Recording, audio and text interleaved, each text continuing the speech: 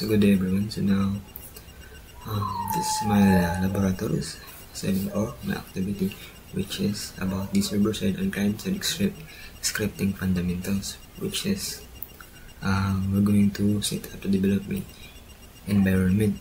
So natin mga kaneriya step by step kung saan or how process para like function ta kung saan ang server side in the client side script.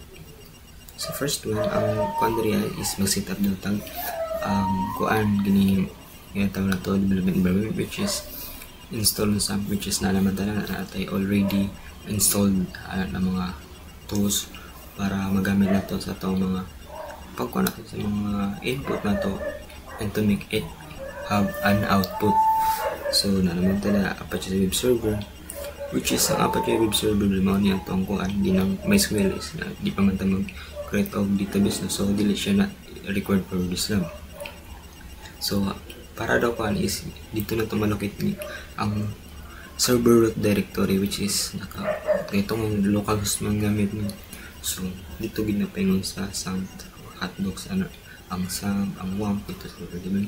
So karon i-copy lang na ito ni ang server side, which is ang atong pangalan sa atong folder, no. Then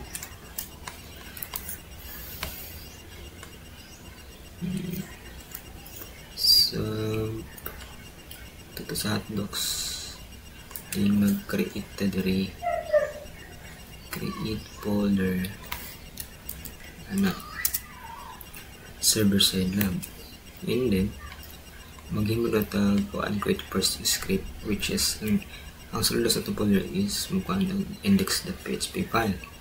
So naman ta na, so ato ta sa atong base code diri, may gamit na ko na tools, and then open na itong folder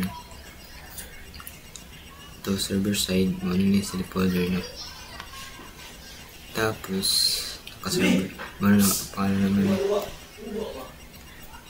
just tapos mag-create tag file, which is to index.php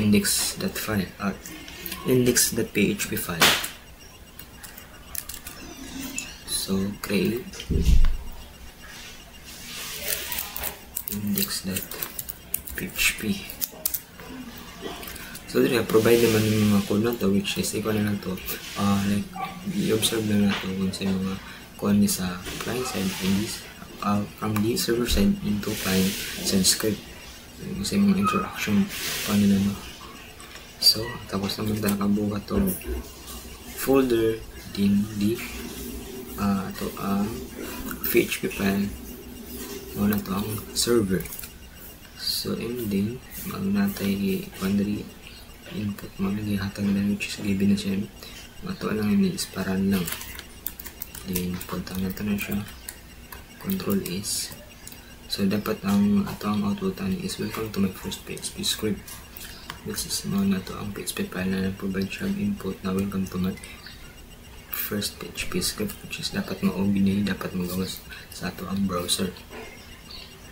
So kaya itong hindi naman siya ma-run into browser, kaya itong server na siya, dili na siya like kanang sa client side, no. Kaya it can run yung client side mo, it can run through the our browser.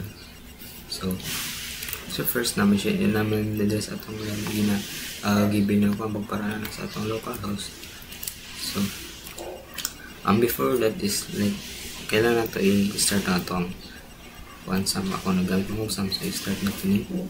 So ako kuha naman ko karama i-stop na ako ni MySQL, kaya naman siya required for this laboratory, no. Stop lang, which is ka na naka-start ng Apache na to. So i-try na to siya run sa browser. So kana so mo siya welcome to my first script. So kung sa itong nahas dito sa input na to, so mo po dapat magawas dito sa itong browser na output, which is ang welcome to my first PHP script. So okay ka ni kuan siya accurate siya o kung say na dito, so mapud ang nigawas stress ito ang browser or ato ang server side. And then pagka nga na bago man nato create sa kuan or makapa-output anang first na to na state, and then let's proceed to the kuan ito ang other step na po, and then ako po tayo observe pwede good exit to best server or let's show the browser. So in area like ang PHP is nag-provide siyang data bago pa man ma-reach sa page into browser, so which is ang PHP server is ginahata na niya ng data bago like ma-convert into into like swing unya letter or ma-demo na to kung sa sa server side into the client side. And then then number 3 is working the PHP variables and data types, so which is na natin mga value na naman tayo value lang pero ano naman ka na welcome lang. So dali makita nato na mga variable yung mga attributes, its attributes has a values, so copy lang natin na siya or just modify, baguhan na natin control S lang. Then pag i-refresh natin na so ano ka ba sa input na to, user information in the attributes and the value. So Maria, which is Maria, is 20 true, student status yes. So na siya interaction between the kuan sa tawagan na itong variables and data types. So mo na siya sa ato ang server side. And then ma-obserbahan mo na ito kita mga dollar sign ini student which is nagakuan siya o kuan kung saan yung user information na to as a student na si Maria. Then let's proceed to the interaction with clients side script. So marag yapon i-change lang yapon na itong kuan dire just given naman po dali na nato siya sometime then control it lang, then so this message comes from the server. So makita niyo diri kini bago pa man ni JavaScript na kuan na to like file or delete file naka interact or nasa sa ato ang file is gina-execute nila sa ato ang server side, which is ang PHP file which this message come from the server.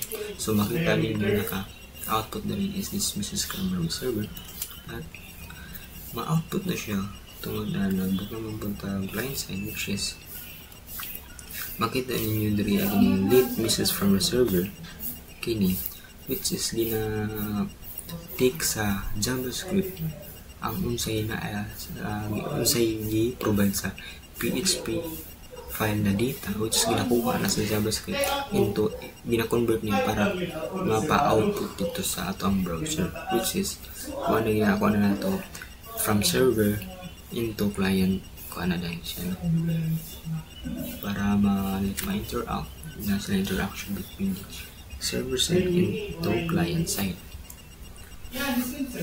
Mapuni sila din makabantay ng document get elementary ID. So dari po na interaction po niya para i-display niya ito unsay inner text sa PHP file na to. So makita niyo yung document get elementary from server, which is dito kung saan na server din mo ito yung ginakuha sa JavaScript na to para i-prompt out sa ito ang browser. So ang ana lang ang kuha niya. And then naman tayo country ginamit ang browser then post level version. So what's the difference with the client and the server side scripting? So ang difference lang din nila is ang server ang client side is naka like dependent siya kung sa iko na to sa server side na to is dependent siya. And then why is PHP secret before JavaScript in the example, so which is ang PHP mangod mo siya nag-store og data, nag-aatag kung sa mga flow dapat so which is din bago ra ang JavaScript kay mo follow ra man siya sa like or nagka-compare instructions sa ato ang server. So una mo gid ang server kay na siya mga like algorithm na dapat sundon bago ang kuan like ang final string which is ang JavaScript, diba? So what would happen if Apache the server is turned off? So unsa daw mahitabo pang ang Apache na to is i-stop na to, i-turn off na to. So pato na, diba, naka-run na siya, no? Dismiss of server which is okay pa na siya. And then pag ato nang i-turn off, like i-stop na to na siya, stop. So as you can see here, diba, wala siya ng function which is stop all the process, the execution of the data from the like itong sum to hatos and the inner side files. So tanong na sila is stop execution or the process will be dili ma-continue or not not process. So, simple to say not process. So pag i-refresh natin na siya, makabot ang diba? Kaya tungod kini sa server side. So mga kwanta pasabot na pag mag-error ganun siya, pasabot na siya connection or interaction from the server. So the way na i-turn off na to ng ato ang tools or ginagamit na to na para as ato ang server which is gamit na ko sa is pag i-stop na to ng Apache which is dili siya makakonect or no connection available through the server. So man siya importante na Apache dapat i-turn on na to para ang natay connection na ma-interact. So makabutang dariya can reach the space local request to connect. So kung ang importante din ang connection into server para maka-communicate siya sa client. Kay ang client mangod pwede raman siya marang into browser but wala siya connection to the server. Ano na siya? So ang like in short, ang client server guide ang client's side script guide is dependent on the server side. So pag i-start up na to siya, so dapat mo show na siya itong which is na siya connection. So dapat mabalik tong sa output or from the input na mahimo siyang output na sa atong browser. So pag i-refresh nato na, so igawas na ito ang output. This message comes from the server. So na siya connection kay itong start naman nato itong Apache. So muna yun. So in short, server side is to give the like hatag niya ang data, mga function ana para na siya connection. And then ang kaning client side script which is ginakuha lang niya itong matong sa JavaScript, gina-take niya ang sa itong value sa gihatag sa atong server side, ginakuha niya para i-prompt out niya to the browser. And then mga to para mag-work sila, para mag-interact sila doon, it will be dynamic so which is it depends na updates, so which is mabago-bago siya, no, kay dynamic man, so mabago-bago siya pero interconnected siya sa isa't isa, no. So unsa na sa server, so mapugtuson dun sa ato ang client side. So mo to. So na-explain naman nato, na-demo naman nato kung sa kalainan nila. So from the server side into the client side script. So mga to. So that's all. Thank you.